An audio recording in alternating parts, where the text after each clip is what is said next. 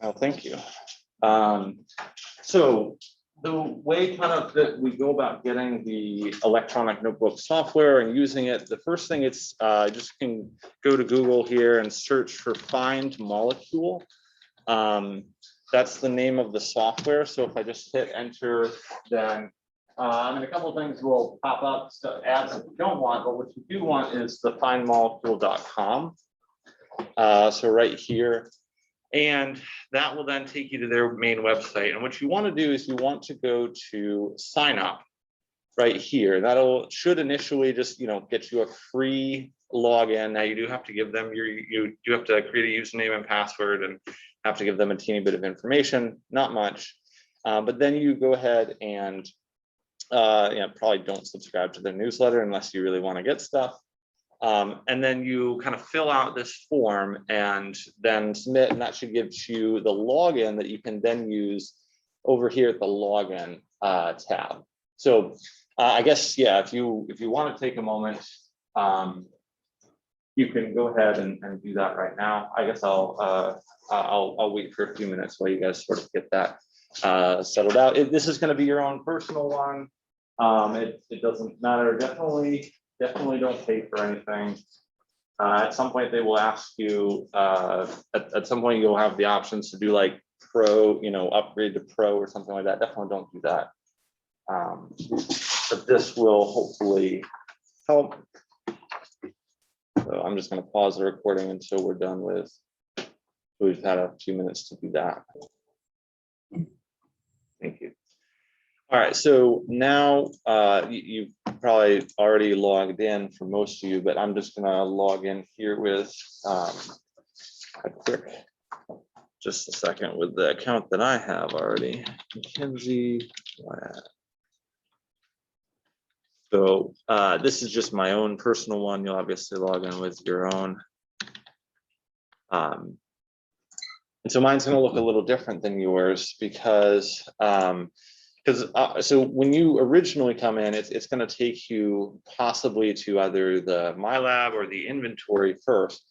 You don't want the inventory at all. What you really want is, just leave it. It's also an inventory software. Just ignore that entirely. You want to go to the lab book side. And here you can see I've got a ton of pages over because this is for my research group. And so we've got a lot of stuff there. But when you're going to create a lab page for each experiment, what you want to do is literally just click on the new experiment button right here.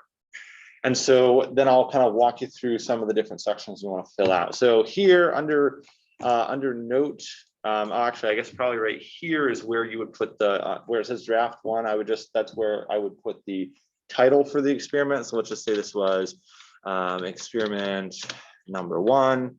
And you could put like, title, blah, blah. Under note here is where I would put your name. Since that, you want to have your name associated with this somewhere. So I'll put my name there. And I guess up here, this is really just a short title. And then you can actually put the full title for experiment 1. Under, you can write the whole experiment title there for that.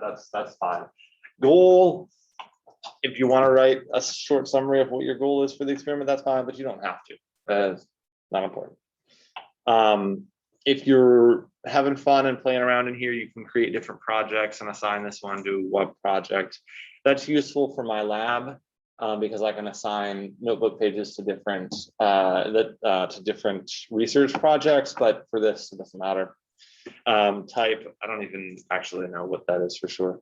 Then we've got the reaction scheme. Now, the only time that you're going to need to do a reaction scheme is when we're doing a chemical reaction. So if we look on the back of the syllabus and you look through the different experiments, a lot of the experiments that we're doing are technique based first. So we're learning about melting points, we're learning about boiling points, polarimetry, acid-base extractions. None of those involve a specific chemical reaction. We're not synthesizing anything. So all of those we don't need. We can just leave the reaction scheme blank. The only case where we're going to need to use the reaction scheme is for experiments 8 and 9, because those are ones where we are actually doing, like, the whole purpose for the lab is to do an experiment, like a chemical reaction. So here, basically, you can play around with it and get used to it. It allows you to draw some things. You can draw molecules. You can draw products. Here, I'll just draw a random reaction real quick. Let's say we did something like that. That would be kind of cool. One thing you'll note when you do that is it can auto-populate species in the table down here. Now that can get annoying, and then you can enter things like mass or the number of moles or density or volume, things like that, and fill out these other things. Most of the time, with the exception of those last 2 experiments, you can leave both the reaction scheme and the table section just blank. You don't have to put anything. You don't have to put anything in there. But this is, you can go in here if you wanted to add a reagent. You can actually search. You could actually search for something. Let's say I wanted to search for, it's really random, but magnesium. I'll search for that, and then it comes out with some things, and I can select it. Okay, I can select it, and then it adds it into the reaction scheme already, and I can, move it around and things like that. There's a little thing when you add things in, you can also tell it where to put it. Do you want it next to the arrow, over the arrow, as a solvent, or something like that? So again, don't worry about all of this. I'm just going to delete all of that. And yeah, I'll clear the reaction there. But when you do get to those 2 experiments where we're doing a reaction, then you'll want to do that and fill out the reagent table. Now, the sections we are going to care about is procedure. So here is where you want to write out what you, now there's a couple ways. You can reference a procedure that we're following. So you can say something like, followed, I don't know, let's just say Mackenzie, or how about this? Let's say Nichols, since that's the pages, 23 through 30 or something like that. But then you want to note, with following exceptions, and then here's where you would then, go through and type out changes that you made to the procedure or something like that. If we don't have a specific procedure that you can reference, then you'll want to write out your procedure here. Now, what's important for this section, regardless of which way you're doing it, whether you're referencing and just listing changes or observations, is that you want to write it in descriptive format, which means you want to write it, this was done, this is what you did. You don't want to write it in prescriptive. You don't want to say, do this.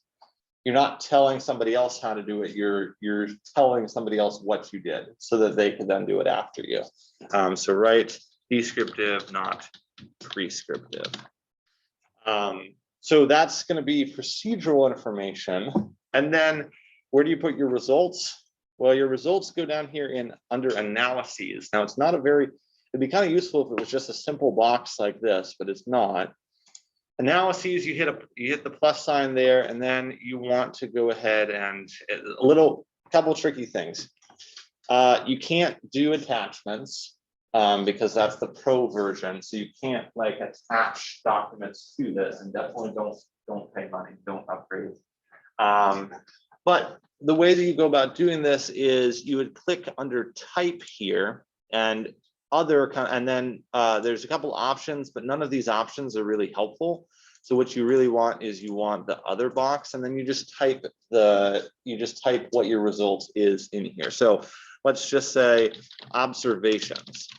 And then over here, now you type your observations. And then you add another result and say, okay, here I want my percent yield. And then you put, okay, this is white solid crude. So maybe this is your crude yield, and you got 2.3 or 345 grams, and that was 45%. And then underneath that, you write, or maybe this is like off white solid, and then this is white solid pure at the end of the experiment, and you got 2.001 grams, and that was 30%. And observations would be things like color change and things like that. You can put percent recovery here. You can put you can list certain things like when we get spectral data, so things like a graph. You're not going to be able to attach it, unfortunately, but you can attach it with your notebook submission later. So I'll show you how to get there in just a moment. But that's where you put your results. References down here, if there is a reference that you cite. So if you say like see such and such, you want to put the reference for it down there. If it's just a procedure that I posted on Canvas, then just note like my name and the posted on Canvas. But if there's like a paper or something that's useful that we're working off of, you want to cite it there. Most of the time, this is probably going to be fine. Images, you can't do attached files. So all of that, you might want to save relatively frequently just so that it doesn't accidentally erase all of your hard work, which has been known to happen occasionally. So just have it saved every once in a while. It will save it as you don't really need to do this, but you can change it from draft to in progress. Well, I guess I need to set where it goes then at that point, but I don't really want to do that. You can leave it as a draft. It doesn't really matter, because at the end of the day, what you want to do is you want to be able to export this as a PDF and then upload it onto Canvas. So the way to do that is to go to the print. So kind of once you're all done at the end of each lab, go to print. One of the options that pops up here, it may vary depending on your computer, but you should always have the option to print to PDF. So just print it to a PDF. And then that will just save the file, and then you just upload that file as your notebook submission.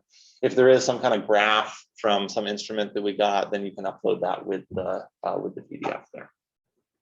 So that's how you go through that. All right. Any questions on